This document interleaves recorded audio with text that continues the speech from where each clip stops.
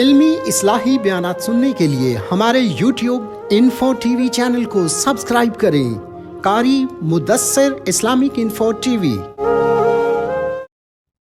एक बादशाह का दरबार लगा हुआ था। उसके अंदर बादशाह के वजीर बैठे हुए थे, उसके मशीर बैठे हुए थे। तो सब बैठकर आपस में बातचीत कर रहे हैं।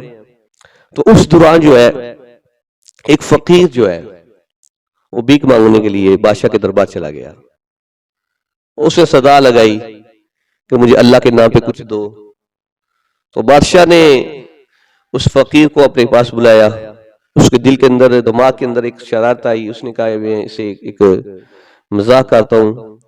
उसने उसको बुलाया, बुलाकर उसको जो है कहा कि ये रुमाल लो और इस रुमाल को इस दरबार के अंदर, ये जो महफिल सजी हुई है, इसके अंदर जो तुम्हें सबसे ज्यादा बेवकूफ बंदा लगे उसके सर पे रख दो।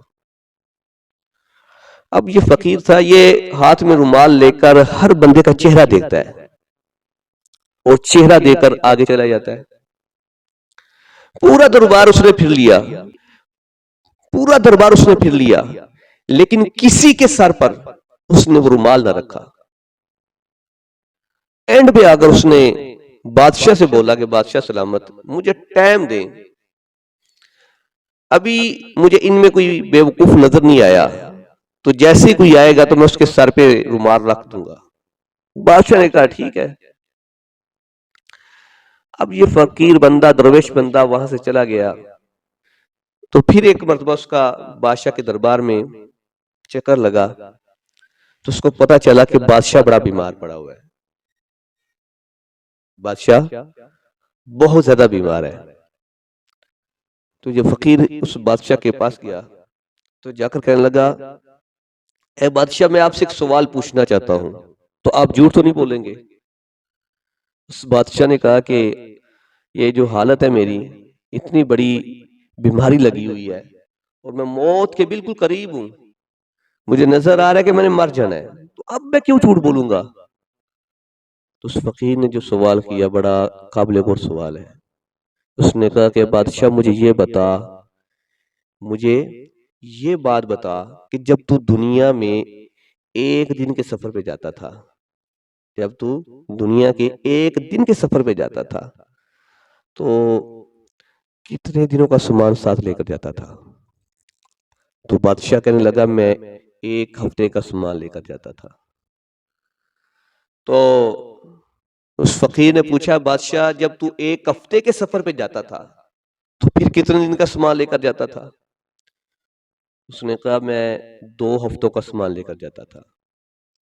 वो फकीर कहने लगा, बादशाह अगर तू 1 महीने के सफर पे जाता था तो फिर जो है कितने महीनों का सामान लेकर जाता था साथ?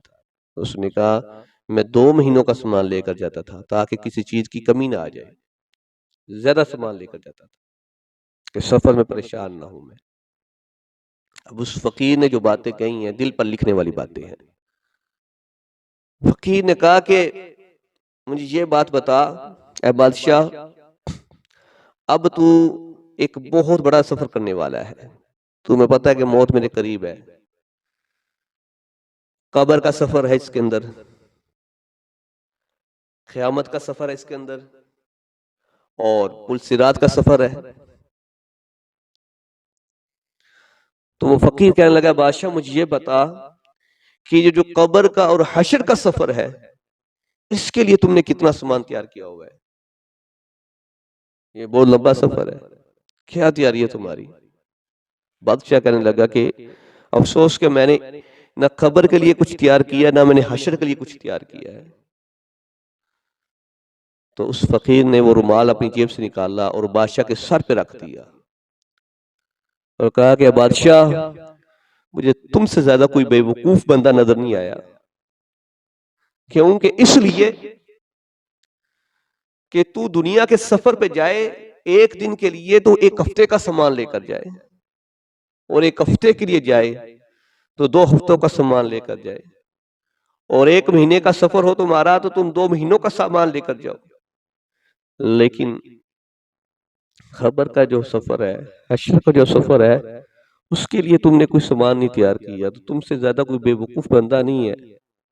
जो थोड़े सफर के लिए इतना ज्यादा सामान लेके जाता है, जो थोड़े सफर के लिए इतना ज्यादा सामान लेकर जाता है, और कब्र और हशर का इतना लंबा सफर है, और इतने बड़े सफर के लिए बिल्कुल जीरो है सामान उसके पास।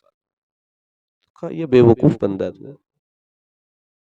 तो यार बात ये है कि अपने आप को चेंज करें, अपनी आखिरत की तैयारी करें, कब्र और हशर की तैयारी करें। दुनिया के अंदर हमने पहनने के लिए कपड़े भी वाफर रखे होते हैं, हमने खाने के लिए सामान घर में ज्यादा रखा होता है, लेकिन यार कब्र और हशर के सामान की क्यों नहीं तैयारी कर रहे?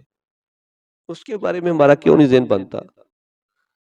अपने आप को अभी समझिए कि वक्त हमारे पास जो अल्लाह ने दिया ये गनीमत है।